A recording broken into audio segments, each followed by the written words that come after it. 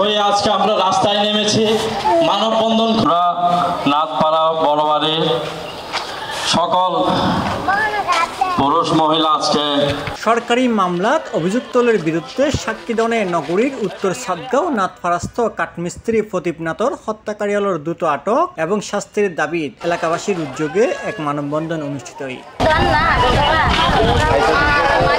জুলাইয়ের 28 তারিখ রবিবার বিয়ালে নগরীর উত্তর সাতগাঁও নাথপাড়াস্থ বড়বাড়ির সড়কে এই মানববন্ধনত অংশ লয় শত শত নারী পুরুষ সহ কিশোর কিশোরী। আজকে প্রদীপ নাথের হত্যা হয়েছে, কালকে আপনি হবেন, মনে করেন না? ওদের যারা এখানে ভাঙা তুলেছে, এই যে এটা আমাদের মধ্যে এখানে যে কিশোর গ্যাং, এই কিশোর গ্যাংকে কে নেতৃত্ব দিচ্ছে? কারা এগুলো অবৈধ সম্পদ দখল করে আছে? কাদের সম্পদ কারা দখল করে আছে? এই সম্পদের জন্য যদি একটা মানুষকে খুন করে, তাহলে মনে রাখবেন আপনাদেরকেও একদিন খুন করা হবে, আমাকেও খুন করা হবে। যে প্রেজেন্ট আছি প্রত্যেকে আর নিরাপত্তার ঝুঁকির মধ্যে আছে, কারণ যারা এইটুকু অজ্ঞ খুন করি এইভাবে প্রকাশ্য চলাফেরা করতে পারে তারা হাসা আর তো জিম্মি, তাহলে এই জিম্মি অবস্থান তো আর রক্ষা পাইতাম চাই। যে হত্যাকাণ্ড একগো সরকারি সম্পত্তি লইয়ারা গঠিত হই, উগ্র সরকারি সম্পত্তির মধ্যে ও সাক্ষী দিতে যাই আর আজি হতে মৃত্যুর কারণ হইতে হত্যাকাণ্ড যাতে আর এলাকার মধ্যে আর নঘটে ইয়ান ব্যাগগুলোর জানাই বেলায় এবং প্রশাসনিকভাবে যাতে আজ এই হত্যাকাণ্ডের আসামি যারা এই তারারে অ্যারেস্ট করিয়া যাতে এই তারারে ফাঁসির কাঠ গড়ায় দাঁড় গড়ায় এবং এই তারার ফাঁসি দেখি যাতে আর কেউ হত্যা ন ঘটায় এই আনল্লাই বলে আজ আর মানববন্ধন। আর বিশেষ করে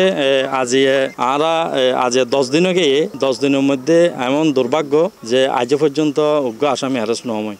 এই মানববন্ধনত উপস্থিত আছিল সাতগাঁও থানা পূজা উদযাপন পরিষদের উপদেষ্টা সঞ্জীব নাথ, বড়বাড়ি উৎসব উদযাপন পরিষদের সাধারণ সম্পাদক প্রিয়তোষ নাথ, বড়বাড়ি উন্নয়ন কমিটির উপদেষ্টা রতন নাথ, বড়বাড়ি পূজা উদযাপন পরিষদের সাধারণ সম্পাদক রাজীব নাথ, শিক্ষক শঙ্কর নাথ, সাতগাঁও থানা পূজা উদযাপন পরিষদের সাধারণ সম্পাদক টুটুল নাথ, মৃত প্রদীপ নাথর স্ত্রী বকুলবালা, মৃত প্রদীপ নাথর মাইফা ফলিনাথ, লিপিনাথ ও সৌরভনাথ সরবতকিয়া। আমি বেঁচে চাই আমার মতো যেন কেউ যেন এইরকম সাদা কাপড় পরে যেমন ন হয় এরকম আমি বিচার চাই। আমার বাবার হত্যাকারীদের তাড়াতাড়ি বিচার চাই। প্রশাসনের কাছে অনুরোধ করছি যেন আসামিদের তাড়াতাড়ি গ্রেপ্তার করে ওদের ফাঁসি দেয়। যে আমার বাবাকে হত্যা করছে ওদের ফাঁসি চাই।